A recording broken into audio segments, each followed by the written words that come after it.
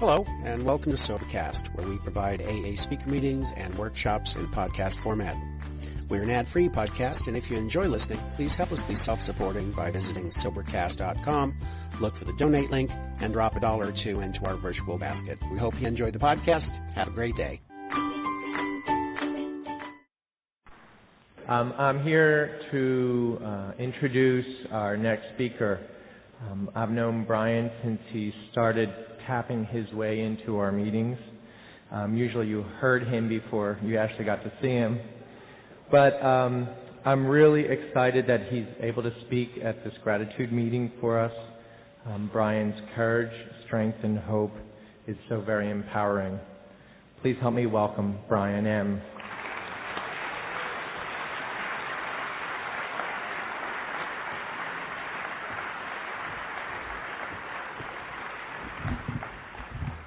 Hi, everybody. My name is Brian. I'm a grateful member of Al-Anon. And I'd like to tell everybody the microphones are working now. I'm kind of nervous. I'd like to thank the program committee for asking me to speak today, and to Jeffrey and Sharon. I'm very honored and moved that they want to hear my story. My story starts as the classic alcoholism story. I come from a family of 5, and I'm a Bronx Irish Catholic. And my father was the classic alcoholic. He never held a steady job, and he drank. He still drinks. And he was the father of 5 children who he never supported. And he was very abusive emotionally and physically, and it seemed to be just a part of everyday life, and I didn't find anything wrong with it. I had my mother's 3 sisters and my mother, and so I had 4 mothers altogether, and they kind of supported us through school and kept us going as a family. And looking back, it was kind of tough times, but we got by. And at the age of 3, I was diagnosed as a diabetic, and I grew up with diabetes, and it just became part of my life. I never really had made it a special thing, although everybody would always ask my mother, well, how is he? And she'd say, oh, he's just fine. Don't worry about him. He's just fine. So that's kind of the attitude I took about it. You know, I'm just fine. And I was ashamed of my disease. I never had enough of myself to just put it out there that was what I had. I always kept my disease a secret, except for a very few close friends of mine. And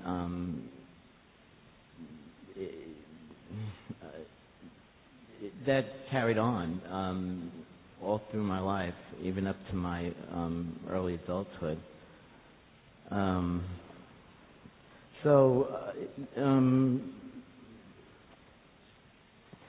In high school, my aunts would take us away once a year. We'd go to Ireland or England or one part of Europe. And in 1979, I went there with my 2 brothers and my 3 aunts, and we had a really wonderful time. And 3 weeks after we got home, my 2 brothers were involved in a very bad car accident. And after one of them was okay with he had a leg injury, and the other one was very critical. He had a head injury. And after 15 days, on the day my brother got out with the leg injury, my other brother passed away. And during this whole process of funerals and arrangements and everything, my mother took on the attitude that no one was to see how we felt. We were supposed to go through this with our heads up and be strong. And one of her favorite songs became Don't Cry Out Loud. And it was, at the time it was very stoic, but looking back it was very sick. And, just keep it inside and learn how to hide your feelings. So that's what we did. And even on the day we buried him, every time I started crying, I would get a squeeze of my arm, like, knock it off. We're not supposed to show our emotions. And that kind of became part of me. I felt very betrayed by God, and I lost contact with any sort of spirituality. Not that Catholicism, keeps me going, but it it kind of really pulled the plug. And I said, I really felt let down because I've never prayed so hard in my life, and I thought God would really come through and create the miracle of miracles, and it didn't happen. So I felt very angry and very betrayed. And then life goes on, and I graduated from high school and started my career, and then I went down to Wall Street and started bouncing around jobs there, and finally landed one that was pretty well, a pretty good job, paid well, great benefits, and it was the 80s, the high life of Wall Street, and it was just a great time in my life, and nothing could go wrong. And one morning in early 1989, I went to my sister's house, and I slept over her house, and I woke up the next morning, and I couldn't see out of my left eye. I had a big black spot in it, and I said, oh shit, something's going wrong. And for the next few days, I became very concerned, and I went to an eye doctor, and they were telling me that I had retinal bleeding, and it was from my diabetes. And I said, oh, well, what can we do? So we started laser treatments, and I got thrown into the world of ophthalmology, and I was learning things every day about, this disease and what it can do and what you should look out for. And it was something, and I was still dealing with work and trying to see things and trying to have people help me and trying to have my, crew in position to have everything done right, and a little control issue, I guess. and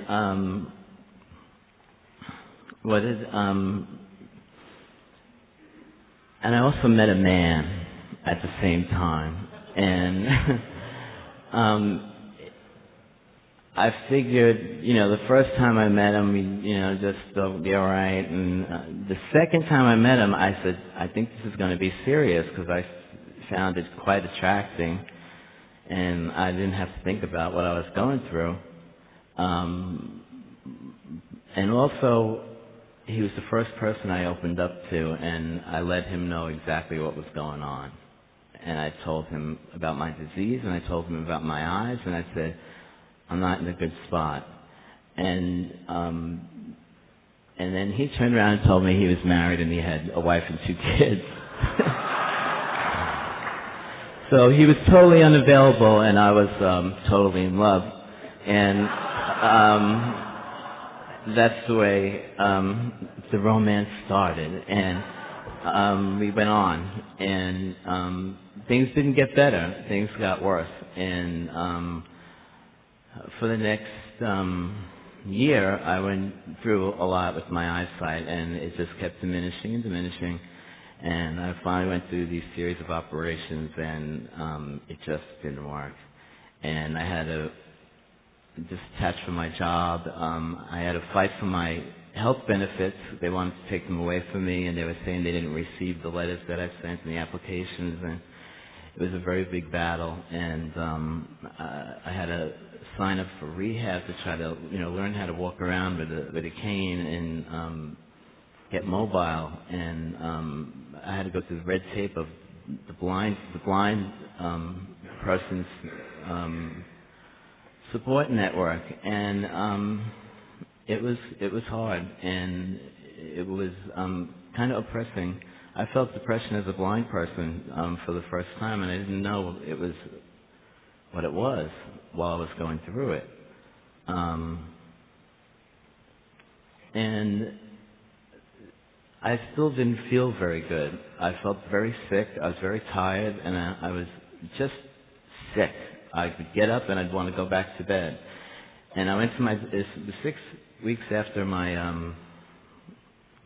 second eye operation, I went to the doctor and I said, I don't feel good. I think something went wrong with the operation. I think these are the lasting effects from the anesthesia.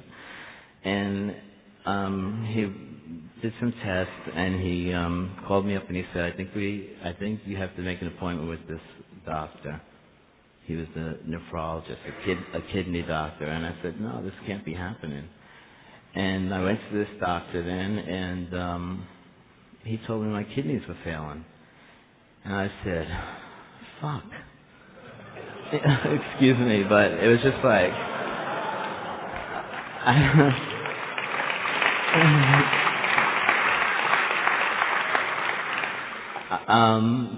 I just couldn't believe that this was going on. And I was living at home half the week, and half the week I'd be down in that one's apartment, my man.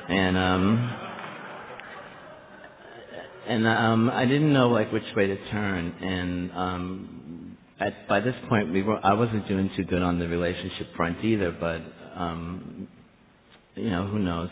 We celebrated our second anniversary, and the next night, from a group of men who he knew who were fathers, he said, I'm going to an Al-Anon meeting. And I said, Al-Anon? And I had been to an Al-Anon meeting with my mother when I was about 14, and she just cried through the whole thing and said, what do I need? I know what Dave's going through. I'm going through the same thing. So, of course, I went with him because I wouldn't trust him in a room full of men. And I said, well, I'll go with you. So I went with him, and we went to the Friday night men's meeting. And I came out of there, and I said, I've heard all their stories before. I'm living their stories. You know, and I was just like a carbon copy of my mother. And we went to Manitou after that, and I said to my friend Jack, what's this God shit all about? I don't understand. Everybody has to say something about God. God this, God that. I said, you know, it got a little tired after a while. And he said, well, God can be a bird. God can be a bus. And I was like, this guy's as crazy as those ones inside. I was like, oh, man. So I said, all right, we'll see, you know. I just brushed it off, and we went on, and the next night I went to a meeting, and a woman was sharing about her brother. He was going through his process of dying, and she was having a hard time because she didn't know if he could hear her. And I was on the other side of the room, and I was crying just as hard because I was back in my brother's room not knowing if what I was saying was being heard by him, and I wasn't in the room anymore. I was back in the hospital, and I went through this whole process. It was very, very strong and very moving. And I said, "Oh." For the whole next week, I went through a grieving process that I wasn't able to do when it was happening. And I said, if this program can do that to me, there's something to it, and I got to find out about it. So I started going to meetings, and at the same time, I was my kidneys were still failing at a slow rate, and I started getting my information about what my choices were, and my doctor kept telling me I had to do dialysis first and then go, maybe if we got a match and everything worked out right, that we'd go for a transplant. And I said, I don't know. I said, well, why can't I just go for a transplant? He said, well, we find better results, or if you go on dialysis first. And I didn't want any part of dialysis. I guess if I had to, I would have. But I started getting my information, and it was quite a struggle. And I was going to my meetings all the time. The Monday night Colia meeting, I owe a tremendous amount of gratitude to, because the people in that meeting taught me so much. I was like a sponge in that room. I soaked up every bit of it. And it was just tremendous what I got from that room. And I was learning Braille, I was learning mobility, I was learning my Al-Anon, and I was learning about kidney disease, and I started making my choice to have a transplant. So I presented this to my family, and we had to go for blood tests. My two brothers and my sister, we went for, the meetings for information, and we went for the blood tests, and my two older brothers, my oldest brother wasn't a very good match. They do this rating of 6 out of a 6 antigen match. A 6 antigen is a perfect match, and a slide scale down from that is the farther you get away from 6, the worse it is. So my oldest brother was a 1, and my sister was a 3, and my second oldest brother, who I don't get along with, and we have really bad personality conflicts, he was a 6. And he found out on a Monday night right before I was leaving. I lived in the Bronx at the time, and I was like, oh man, he's going to put me through so much in order to just do this, and he's going to hold on to it forever. I'm going to owe him. I'm going to have to do things to him. And I went through this whole process, and I realized that it wasn't him that had the problem. It was me. And I had to really work on me to find out, to get open and get on with this thing in order to get myself to do it. Because I was very good at telling everybody else what to do, but I didn't know how to tell myself what to do. And so he did. He went to then he had to go for a physical, and they found out he was overweight, he had high blood pressure, and he wasn't going to be able to do it. And then my sister volunteered, and she said, well, if they want you, they can have, I'll do it. And she went for her physical, and she passed, and we were on. And she had a year-old child, a 3-year-old child, and a husband in a house, a new home.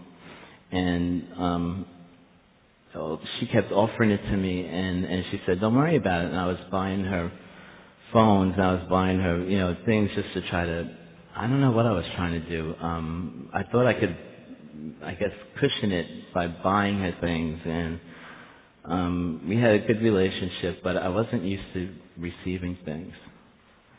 And this was a gift that I couldn't repay. And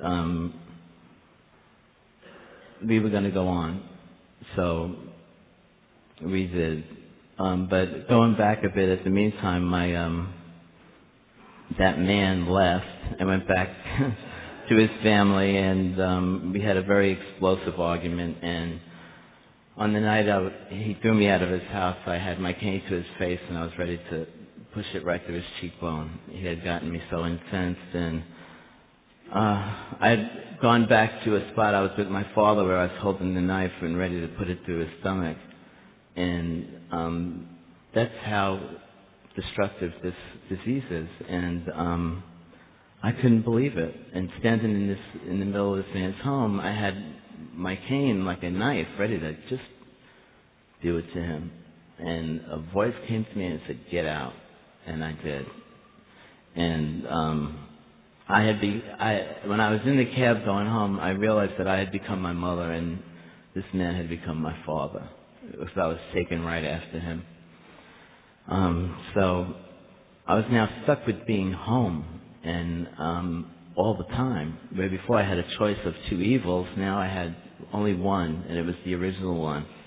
And I was looking out the window one day, and my father was sitting on the couch, and he was going through his regular dementia that he goes through, and he's drunk. And I said, if I'm going to sit here and listen to this shit till the day I die, I said, I'm not going to do it with this man. I said, I've had enough. And it was really powerful to think that that's what made me move. Like, I wouldn't do it for myself, but I'd do it to get away from him. And I had made the decision to get an apartment, and I found an apartment, I moved into it. And we started then the process of getting ready for my kidney transplant with my sister. We went for blood tests and education and talked to people who had them. And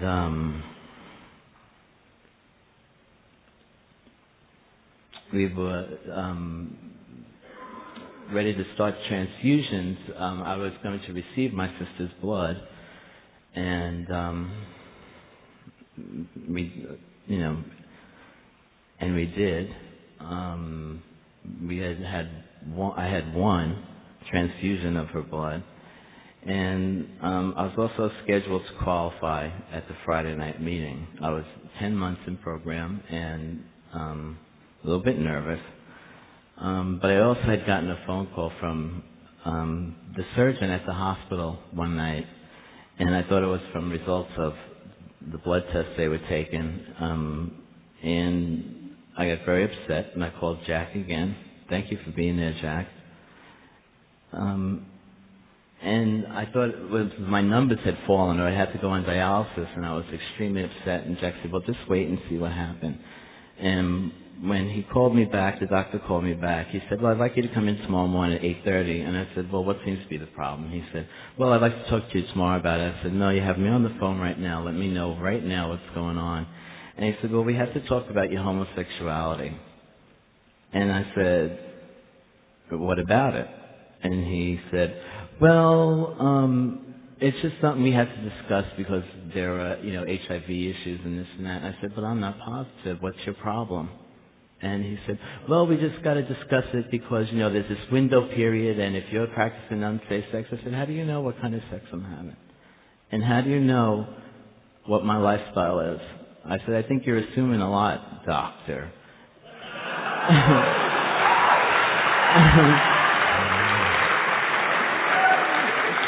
So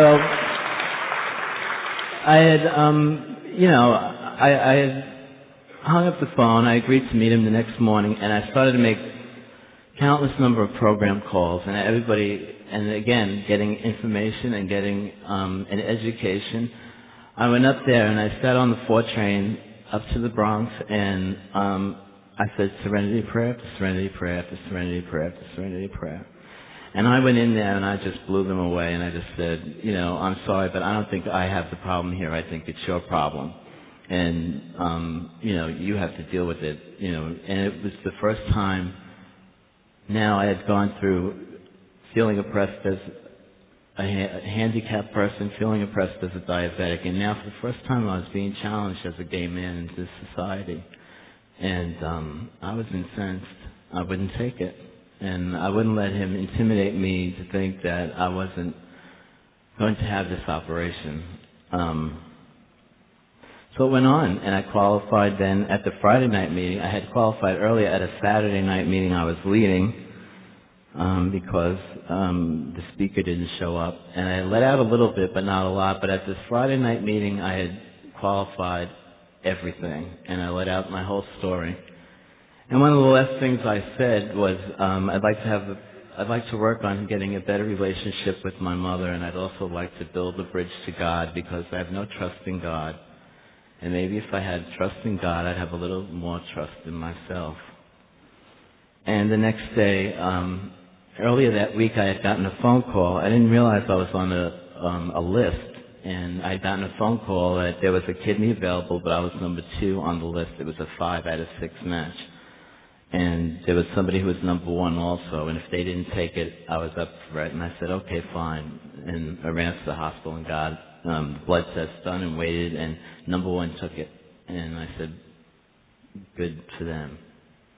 And Friday night I had qualified that, and I was getting ready Saturday afternoon to go out, and the phone rang, and it was the hospital again. They said, oh, this is Montefiore Hospital, and we have a kidney for you. And I said, no, we went through this last week. And I said, we've been through it already. I think it's already been done. And they said, no, we have another kidney available this morning. Early this morning we got a phone call, and you're number 1 on the list. And it's a 6 out of 6 match. You have to come up here if you want to. You have to come up here and get your tests done if you want this. And I said, all right, I'll be there. And I went, I got my stuff I got my, got my pajamas and my silk robe, and and I went up there, and I did the test, and I went to my mother's house to wait for the yes or the no, because the whole time going up there, I said, this ain't going to happen, and if it does happen, I'm not going to survive it. It was my disease at work. But at the same time, I had this strange inner peace that was going on that just paced me through the whole thing. When I got to my mother's house, my father was drunk again, of course, and the dementia was going on. It was just the same craziness. And I just waited, and I waited for 7 hours. It was about 11:30 at night, and I had contacted a few people then, and I said, all right. And 11:30, the phone rang, and they said, come on in, you're almost ready. And I said, oh, all right. And still went up there thinking that this ain't going to go on. Denial was a very strong thing at times. And took some tests again, and waited, and I waited. And at the next morning at 6:30, they came in, the anesthesia man came in, and I was like, I was in this mode that it was like a Stepford wife in the hospital. And I had realized, that's all I kept telling. Okay, fine. And I had realized that I was living a second at a time, because I didn't know what was going to happen, and I didn't want to go up there and find out like I usually did. I just stayed in the second, and it worked. And when they came in and said I had 10 minutes, I called my mother, and I said, all right, I'll talk to you. I'll come up and see me later. I'd sent her home earlier because she was getting on my nerves, and I said, please go home. And then I called my sponsor, and my sponsor read to me, which I was going to read to you today, but I forgot on my tape recorder. He read a passage for me about being human and being held, and it's okay to be held, it's okay to be touched, it's okay to be a human being, and it's okay to be in touch with God. And I said, okay, I love you. I hung up the phone, and they came and they took me and gave me a few Valium, and I was nice and high by the time I went down there, and met the surgeon, and then I said a little serenity prayer in my head. And when I woke up, it felt physically kind of weird, but something else was going on. I couldn't put my finger on it, and it was that as the few days went on, I just kept getting rushes of this energy and this warmth and this love, and I'll never forget it. It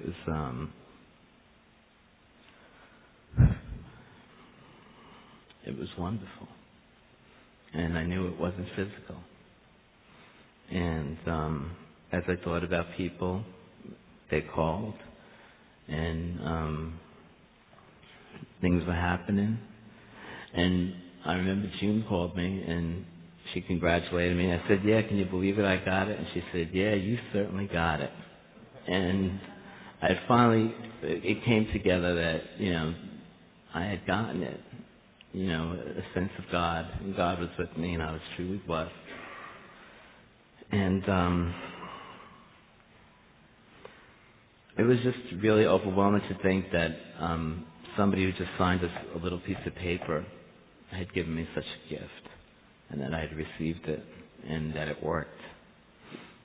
And as the days went on, they told me it was it had come from Seattle, Washington, and it was a woman, so I'm part lesbian too.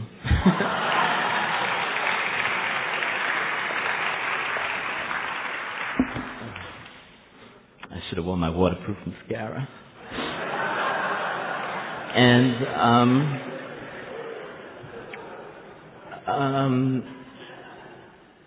As I figured out the timetable of events that occurred, while I was qualifying that Friday night, this woman was losing her life in Seattle. And it was just undeniable that I had gone through a miracle. And there's nothing that can beat a miracle at the time, you know.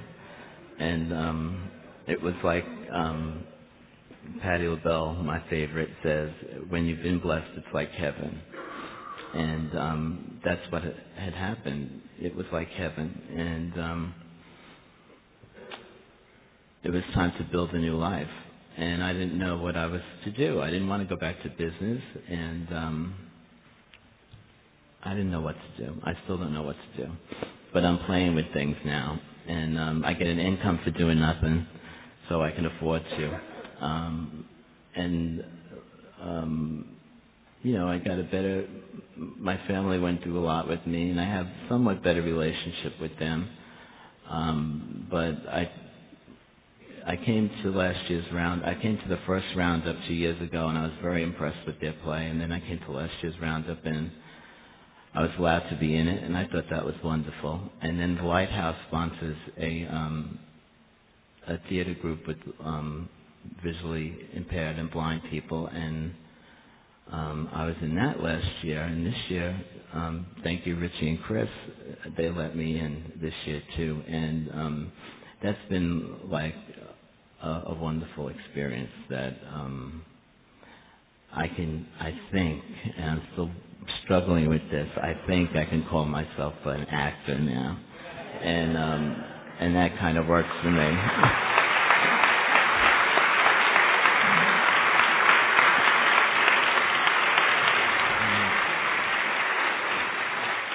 Thank you. And the one thing I know now is that I'm okay with Brian, and I'm okay with myself. And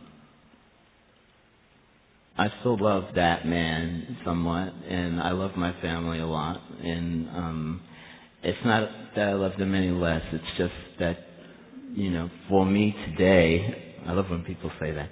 For me today, I love myself a whole lot more, and I wouldn't be able to do that unless I had a lot of outstanding support from all of you, and that's why I'm at where I am today, and it's because of that support. I'm also a somewhat advocate for the transplant community, and now that I have you here, I can tell you to sign a donor card, please. And it's been a really tremendous experience. And if you told me 2 years ago, I was thinking about this weekend, 2 years ago when I walked in here, I was a mess. And not that I'm perfect today, but I couldn't believe what has transpired from that time. And it truly is, it truly is a grateful space that I'm in. And that's what it's about. I appreciate every one of you, and I'm grateful for this program. Thank you.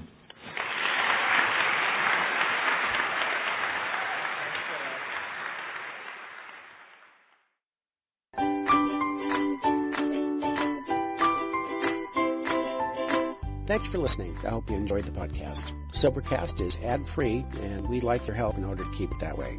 So if you'd like to help us be self-supporting by pledging $1 or $2 a month, visit Sobercast.com and look for the donate links. Thank you very much.